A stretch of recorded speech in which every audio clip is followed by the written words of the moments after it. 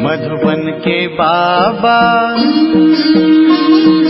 मधुबन के बाबा मुरली वाले, आपका क्या कहना,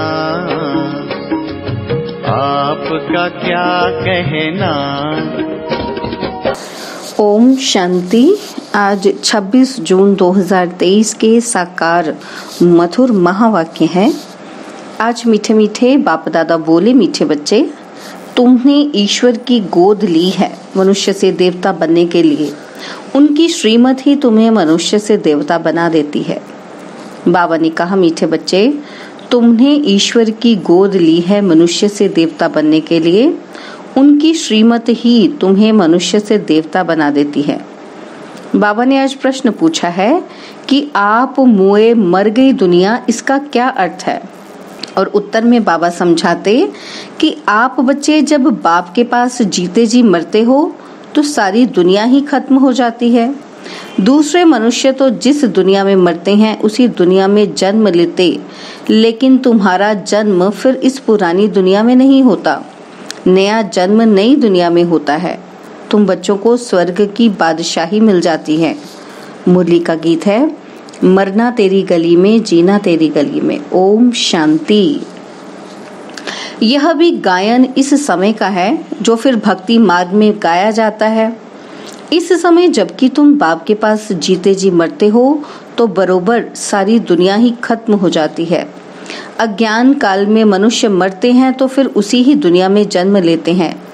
दुनिया कायम है, जिस दुनिया में मरते उसी दुनिया में जन्म लेते हैं।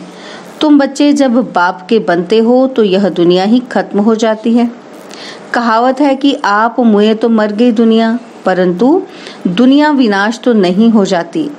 इस ही दुनिया में फिर जन्म लेना पड़ता है। अभी तुम जबकि जीते जी मरते हो तो आप मर जाते हो तो दुनिया भी खत्म हो जाती है। तुम मरेंगे तो यह दुनिया ही खत्म हो जाएगी। तुम जानते हो हम फिर नई दुनिया में आएंगे, यह सिर्फ तुम ब्राह्मण ही जानते हो। ईश्वर का बच्चा होने से हमको सत्युग का बर्थ राइट मिलता है, स्वर्ग की बादशाही मिलती है, नर्क खत्म हो जाता है। इसमें कोई मेहनत नहीं है, सिर्फ बाप को याद करना है। मनुष्य जब कोई मरने पर होते हैं तो उनको कहते हैं राम राम कहो। पिछाड़ी में उठाने समय कहते हैं कि राम नाम सत्य है। यह भगवान को ही कहते हैं कि राम नाम सत्य है, अर्थात परमपिता परमात्मा जो सत्य है उसका ही नाम लेना चाहिए। उसको राम कह देते हैं। माला भी राम राम कहकर सिमरते हैं। राम राम की धुन ऐसी लगाते हैं जैसे बाजा बजाते हैं। तुम बच्चों को बाप समझाते हैं कि कोई आवाज नहीं करना है, सिर्फ बुद्धि से याद करना है। तुम जानते हो जीते जी ईश्वर की गोद में आने से यह दुख रूपी दुनिया खत्म हो जाती है। बाबा हम आपके गले का हार बन जाएंगे, गाया भी जाता है रुद्रमाला। तुम रुद्रमाला में पिरोने के लिए इस रुद्र ज्ञान यज्ञ में बैठे हो, कल्प पहले मुआफिक। दूसरा कोई सत्संग नहीं जहां ऐसे समझते हो कि हम ईश्वर बाप के गले में पिरोएंगे। बाप से तो जरूर वर्षा मिलेगा। बाप कौन कहते हैं? आत्मा। आत्मा में ही मन बुद्धि है ना। बुद्धि समझती है फिर कहती है। पहले संकल्प आता है फिर कर्मेंद्रियों से कहा जाता है। बरोबर हम बाबा के बने हैं, बाबा के ही होकर रहेंगे। गॉड फादर कहते हैं ना। फिर पूछो कि तुम्हारे में गॉड फादर की नॉलेज है तो कहेंगे गॉड तो सर्वव्यापी है। बोलो तुम्हारी आत्मा कहती है परमपिता परमात्मा तो पिता है, फिर सर्वव्यापी कैसे होगा? बच्चे में बाप आ गया क्या? बाप को सर्वव्यापी कहना बिल्कुल रॉन्ग है। लौकिक बाप के भी 5-7 बच्चे होंगे, क्या वह कहेंगे कि बाप आप सर्वव्यापी हो? यह भी समझने की बात है। मुख से कहते हो परम पिता, फिर सर्वव्यापी कैसे हो सकते हो? कैसे कह सकते हो, है ना? तो पिता फिर मेरे में है, ये कैसे हो सकता? बच्चा फिर कहे मेरे में बाप का प्रवेश है, बच्चा थोड़े ही कहेगा कि मैं बाप हूँ। तुम आत्मा उनके बच्चे हो, फिर कहते हो पिता मेरे में भी है, बाप कैसे बच्चे में होगा? बहुत अच्छी रीति समझकर फिर समझाना है।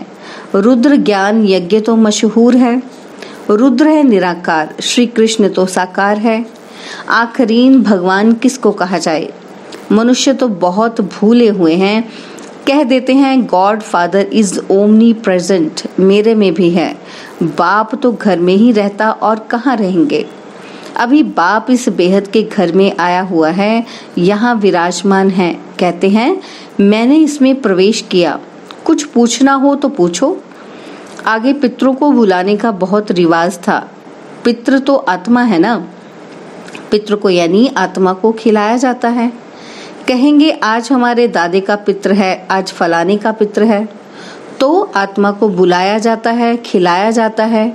समझो किसी का स्त्री से प्यार है, उसकी आत्मा को बुलाते हैं, कहते हैं हमने हीरे की फुल्ली पहनाने का वायदा किया था। ब्राह्मण को बुलाकर उसे हीरे की फुल्ली पहनाते हैं। बुलाया तो आत्मा को ना, शरीर थोड़े ही आया।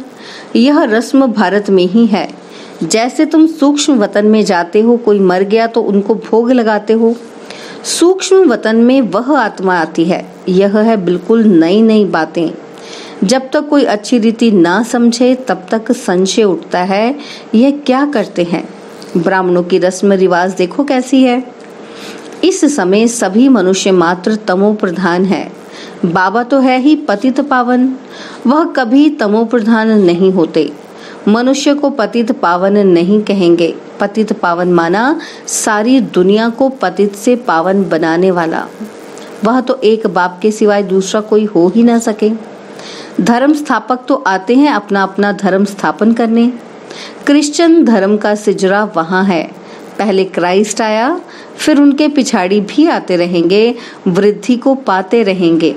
वह कोई पतित को पावन नहीं बनाते, नंबरवार उन्हों की संख्या आती है। पतित पावन तो इस समय चाहिए, जबकि सब कब्र दाखिल हो जाते हैं। सबको पावन बनाने वाला एक ही है, यह तो समझते हो बरोबर। इस समय सारी दुनिया जड़ जड़ी भूत है। बनियन ट्री का मिसाल देते हैं। बहुत बड़ा झाड़ होता है, उनके नीचे बहुत पार्टियां जाकर बैठती हैं। उसका फाउंडेशन सड़ा हुआ है, बाकी सब टाल टालियां खड़ी हैं। यह भी झाड़ है। देवी देवता धर्म का जो झाड़ है, उसका फाउंडेशन उल्टा ऊपर है और जड़ एकदम कट गई है। बाकी सब हैं। बीज हो तब तो फिर से स्थापन करें। बाप कहते हैं मैं फिर से आकर स्थापना कराता हूँ। ब्रह्मा द्वारा स्थापना, शंकर द्वारा विनाश। बरोबर अनेक धर्मों का विनाश हुआ था इस महाभारी लड़ाई में। जो राजयोग सीखते थे उन्हों की फिर राजधानी स्थापन हो गई।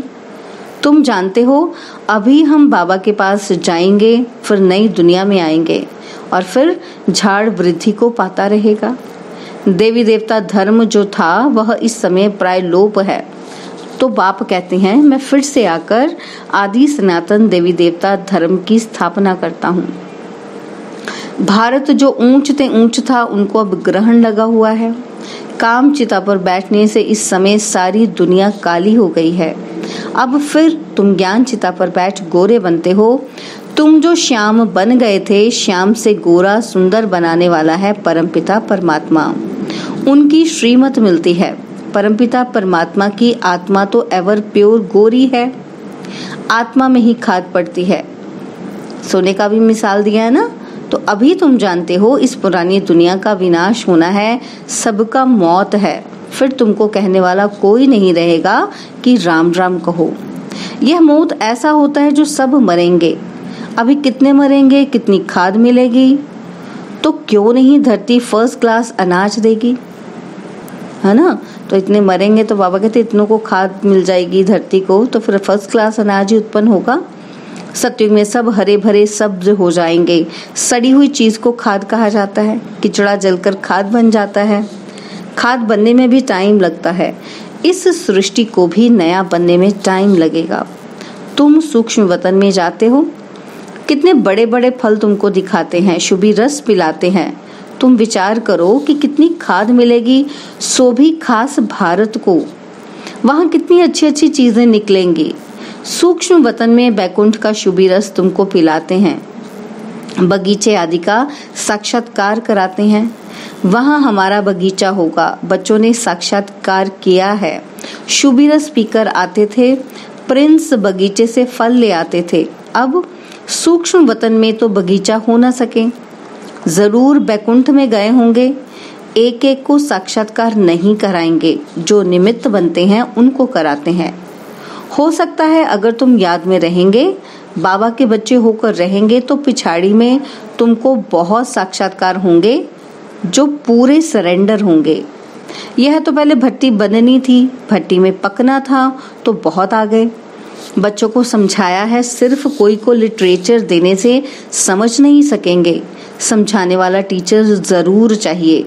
टीचर सेकंड में समझाएगा कि यह तुम्हारा बाबा है, यह दादा है, यह बेहद का बाप, स्वर्ग का रचयिता है। सिर्फ कोई को लिटरेचर दिया तो देखकर फेंक देंगे, कुछ भी समझेंगे नहीं। इतना जरूर समझाना है कि बाप आया हुआ है, यह ढिंढोरा पिटवाना तुम्हारा फर्ज है। बरोबर यादव, कौरव, पांडव भी हैं, महाभारत लड़ाई भी सामने खड़ी है, तो जरूर राजयोग सिखलाने वाला भी होगा। जरूर स्वर्ग की स्थापना भी होगी। एक धर्म की स्थापना अनेक धर्मों का विनाश होगा। तुम जानते हो, हम ही नर से नारायण, नारी से लक्ष्मी बनते हैं। यह है एम ऑब्जेक्ट। मनुष्य से देवता किए, करत न लागी वार। देवता सिर्फ सूर्यवंशी को कहा जाता है, चंद्रवंशी को क्षत्रिय कहा जाता है। पहले तो देवता बनना चाहिए ना, और ना पास होने से क्षत्रिय बन जाते हैं। तो बाप कहते हैं, मीठे मीठे सिकिलदे बच्चे, कितने ढेर सिकिलदे बच्चे हैं। किसका बच्चा गुम हो जाता है, 6-8 मास बाद आकर मिलता है तो कितना प्यार से आके मिलेगा। बाप को कितनी खुशी होगी कि यह भी बाप कहते हैं, लाडले सिकिलदे बच्चे, तुम 5000 वर्ष बाद आकर मिले हो।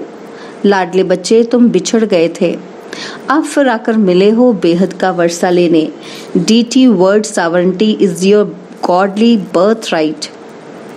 बाबा तुमको बेहद की बादशाही देने आया है। यह है हेवनली गॉड फादर। कहते हैं तुम बच्चों के लिए कितनी बड़ी सौगात लाए हैं, परंतु इतना लायक बनना है, श्रीमत पर चलना है। बाबा मम्मा कहकर फिर अगर भूल गए या फारकती दे दी तो गले का हार नहीं बनेंगे। बच्चों को कितना प्यार किया जाता है, बाप बच्चों को सिर पर रखते हैं।